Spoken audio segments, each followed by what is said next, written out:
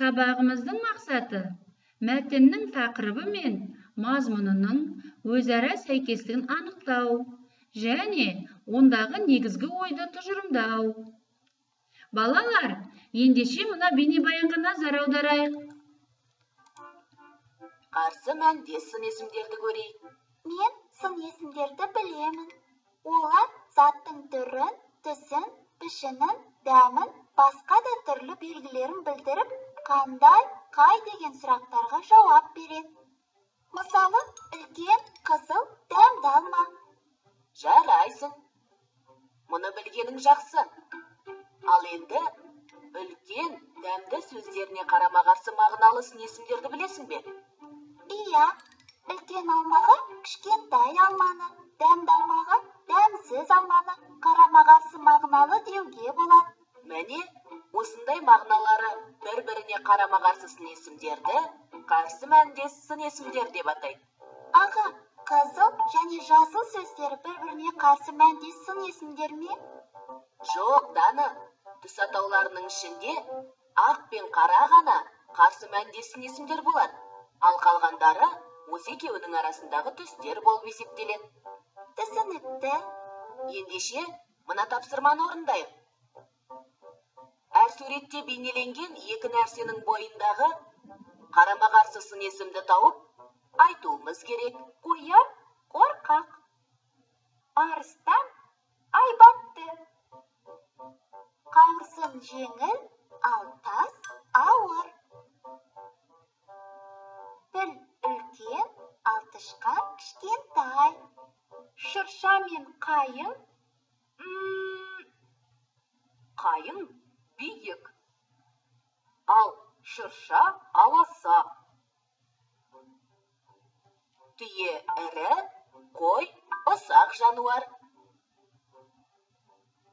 Жылқы асау, қой момын болады.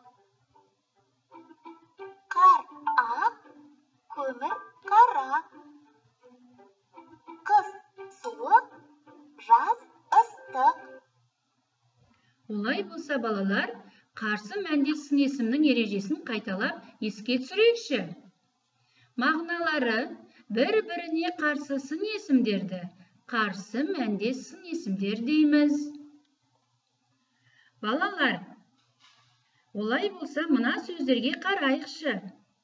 Қараңғы, қымбат, аласа, жұқа, алыс, қою, жарық, қалың, сұйық, арзан, жуан, жақын, биік, жіңішке. Бұл сөздер қандай, қай сұрақтарына жауап беріп тұр? Бұлар сын есімдер. Ендеше, осы сын есімдерді белгілі бір белгілеріне қарай жұптастырайық. Қымбат, арзан, аласа, биік, қараңғы, жарық, алыс, жақын, жұқа, қалың, жіңішке, жуан, қою, сұйық. Балалар, бұл сөздерді түстеріне және мағынасына қарай жұптастырдық. Бұл сөздер қарсы мәндес сын есімдер екен. Балалар, 46-шы жаттығуға назар аударайық.